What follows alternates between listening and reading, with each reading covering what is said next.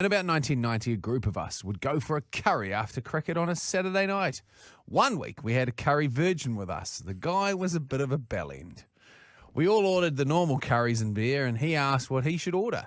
Pre-planned, we all said it's his first time, he should order a very mild one. One of the guys winked at the waiter, who knew quite well, and said, "We'll get the special pal, thank you very much," which is the hottest curry on the planet. The main courses arrived, and as we tucked in, we all started saying that our curry was too hot and we'd wished that we'd got the pal starter curry like him. After a few minutes, we noticed he was beginning to sweat. He was getting redder and redder, sweating like a loon and making weird noises. We inquired how his food was, and he mumbled, "This is bloody delicious." Seeing him in distress, we started to feel sorry for him, but one lad told him to drink water. Within minutes, he went from a bonfire in his mouth to a volcano. He had tears running down his cheeks, his shirt was wet through, and his lips were swelling. He started wiping the sweat from his eyes, and I can only guess he got some pal on his fingers. His eyes started to redden and swell up. The more they hurt, the more he rubbed more curry into his eyes. However, our laughter soon stopped when his face swelled up like the Elephant Man. Suddenly, the waiter started to panic, and then he went into a full seizure on the floor. We had to call the paramedics. Oh, God. When they got there, they thought that he had been the victim of an acid attack. We tried to explain that we ordered him the pal as a laugh and he had rubbed his eyes, etc. They washed his face and eyes with some liquid and poured milk down his throat. The police ended up coming because the night had taken a massive turn for the worse. As quickly as the curry victim became ill, he recovered. All was back to normal with a few apologies, no harm done, etc. We thought that was the end of it.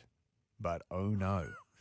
The next Sunday, we turned up for another match. We were fielding, and suddenly the victim ran off the pitch. Oh, God. He had to run a fair way, and his backside proceeded to erupt. The cramps were so bad, he fell to the grass. A yellow shit was firing from his ass like a hose pipe.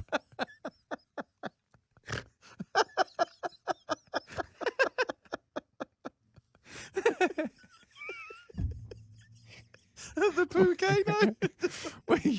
We gathered around crying with laughter. The stench was unbelievable. We never saw much of him after that game, but news travels fast, and the cricketers, whenever he walked past, made fart noises and called him Mr. Yellow after the colour of his cack. God. If you're listening, mate, I apologise for ruining your life. After your snacksidents. In the midst of a toddler bout of curiosity, I was chowing down on beanbag beans when I nailed one up my nostril, which promptly swelled to the size of a large peanut and got stuck in my nose. I had to be driven to hospital to get it tweezed out. A snacksident on a beanbag bean. I broke a tooth on a kernel while eating popcorn. So I put the broken half tooth next to the bowl. Oh, no, you didn't.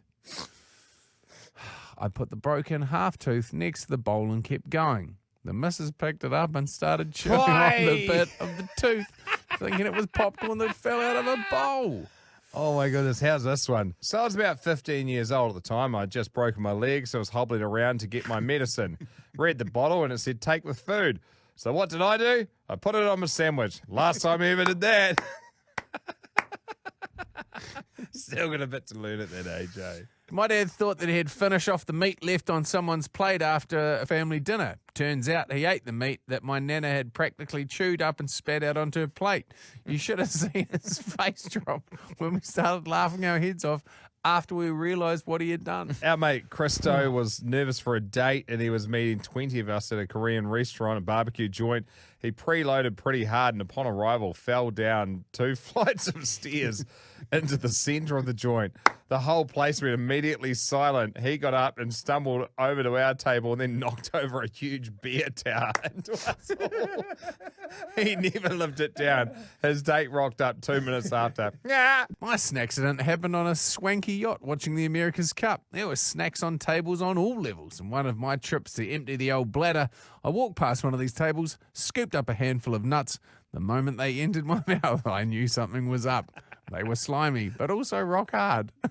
I stopped and my mind started to compute in slow motion that the bowl next to the nuts was in fact olives. Upon recognizing my mistake, I promptly spat my mouthful of chewed olive pips into my hand. A guest also appeared at the same time, making me feel like a 5-year-old kid. This listener writes, "Hey fellas, taking a flight for the first time ever. What can I expect?" Insert Pretty simple question. helping, not helping. Samuel Martin. Well, if you happen to bump into an old mate called Jack going through security, definitely don't say, "Hi, Jack." Not bad. Helping, not helping. This from Phrase. It's easy. It's the safest form of travel on the planet. The only time I hear you have to worry is if they start going through the safety procedure before takeoff, talking about emergency exits, oxygen mask and life checker. You know, that sort of thing. They only ever do that if they have a known issue with the plane. It's never happened to me myself. You'll be fine, enjoy. That's from Steve. Sit at the back, mate. Planes normally don't back into mountains. You'll have a better chance there. It's not the fall to be worried about. It's the sudden stop when you hit the ground that really hurts and does the damage. Should be all good, man. Just know that there are more planes in the ocean than submarines in the sky. So long as the wing doesn't fall off, you should be fine. And this one, Daz, who I feel like has actually given some half-decent Yeah. advice. Screaming kids, blocked ears, smelly people, rubbish food, delays, lost baggage, awesome acceleration, and breathtaking views. 5-star Yelp. Due to cutbacks, they've removed most of the parachutes from under the seats, so most smart travellers take their own parachutes. Now, if you notice those scraggly-looking surfy types, they're not backpackers, they're just survivors.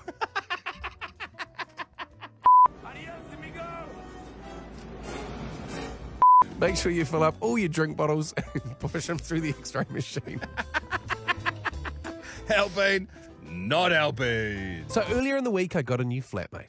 He was as big as a cat, as hairy as a cat, and had twice as many legs as a cat. I named him Chris Hemsworth, the Huntsman. Chris appeared in the corner of my kitchen ceiling and would disappear on occasion, only to reappear in a different room the next day. Not seeing a huntsman in the kitchen is infinitely more terrifying than seeing a huntsman in your kitchen. Where has he gone? So on Sunday, Chris was off taking a nap somewhere whilst I was doing the weekly cook-up. This inevitably led me to needing the first aid kit. As I grabbed the kit off the top of the cupboard, I felt something give my finger a tap. Oh, yuck. When I looked, I realised it was Chris, tapping my finger with one of his many hairy, terrifying long legs, the look in his eyes, and the "you get one warning, lady." Naturally, I dropped the kit and did the one-legged dance favoured by those in the presence of predators, and once I'd calmed down and realised that Chris had held onto the box with 5 of his legs, he was using one of the others to smoke a cigarette, and the last 2 to sharpen his prison shiv. I realised that I could use this opportunity to relocate him outside. I picked up the box, headed to the front door, and this is where we both got an education. Oh, no, not again. Did you know that huntsman spiders can jump?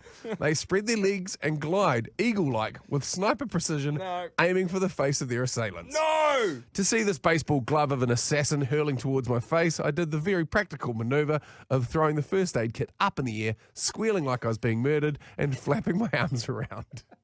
Chris had luckily landed on my chest.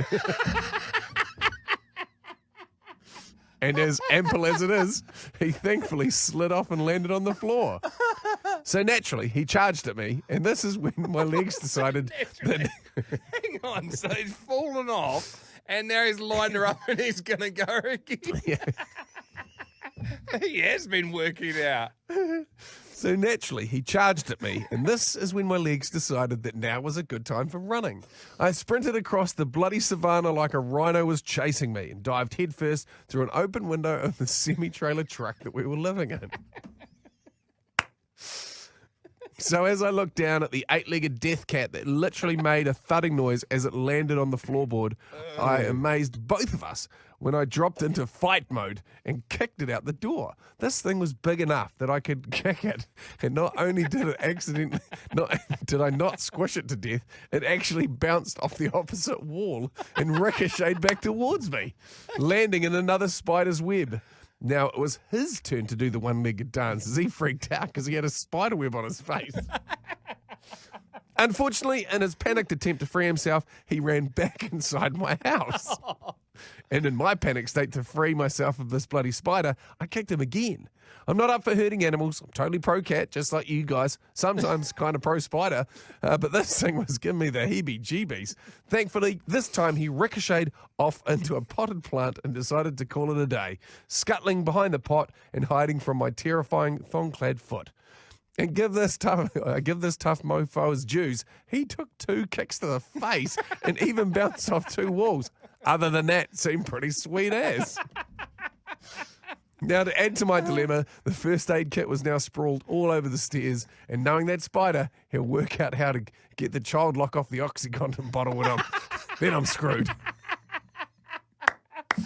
Laura Wicks, that is a great contribution. What a yarn.